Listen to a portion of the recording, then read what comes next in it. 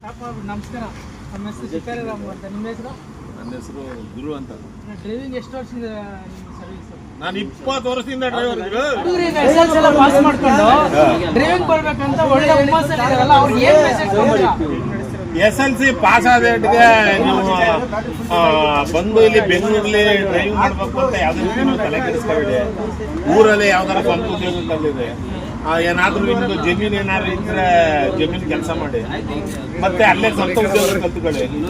ಸ್ವಂತ ಊರು, ಸ್ವಂತ ಮನೆ, ಸ್ವಂತ ಜಾಗ, ಅಲ್ಲೇ ನೆಮ್ಮದಿ ಜೀವನ. ಬೆಂಗಳೂರು ಏನು ಪ್ರಯತ್ನ ಇಲ್ಲ. ಇಲ್ಲಿಗೆ ಬರ್ತೀರಾ, ಒಂದು 6 ತಿಂಗಳು ವರ್ಷ ನೀವು ಡ್ರೈವರ್ ಕೆಲಸ ಮಾಡ್ತೀರಾ, ಆಮೇಲೆ ಓನರ್ ಆಗ್ಬೇಕು ಅಂತ ಆಸೆ ಬರ್ತದೆ. ಊರ್ಲಿರೋ ಮನೆ ಗದ್ದೆ ಅದು ಇದು ಇದು ಮಾಡ್ಬಿಟ್ಟು ತಂದು ಇಲ್ಲಿ ಒಂದು ಗಾಡಿ ತಗೊಳ್ತೀರಾ. ಅದನ್ನ ಕಂಪ್ನಿಗಳಲ್ಲಿ ನಾವು ಡ್ಯೂಟಿ ಸಿಗುತ್ತೆ, ನಿಮ್ಮ ಕೈಲಿ ಅದನ್ನ ಮೇಂಟೈನ್ ಮಾಡೋಕ್ಕಾಗಲ್ಲ. 5 ತಿಂಗಳಿಗೆ 6 ತಿಂಗಳಿಗೆ ಇನ್ನೊಬ್ರಿಗೆ ಕೊಟ್ಬಿಟ್ಟು ಏನೋ ಒಂದು, ಇಲ್ಲಾಂದ್ರೆ ಅದು ಬ್ಯಾಂಕ್ನವ್ರು ನಿಮ್ಗೆ ಸಾಲ ಕೊಟ್ಟು ಸೀಲ್ ಮಾಡಕ್ ಹೋಗ್ತಾರೆ. ಆವಾಗ ಮತ್ತೆ ನೀವು ಮೊದಲು ಯಾವ ಸ್ಟೇಜಲ್ಲಿ ಇದ್ರೆ ಊರಿಗೆ ಅದೇ ಸ್ಟೇಜಿಗೆ ಬಂದು ಮತ್ತೆ ಊರಿಗೆ ವಾಪಸ್ ಹೋಗ್ತೀರಾ. ಅದಕ್ಕೆ ಒಂದು ಇಲ್ಲಿ ಡ್ರೈವರ್ ಆಗಬೇಕು ಅಂತ ಬಂದು 2 ವರ್ಷ 3 ವರ್ಷ ಯಾರು ತಗೊಂಡ್ರು ಡ್ರೈವರ್ ಕೆಲಸ ಮಾಡಬೇಕು.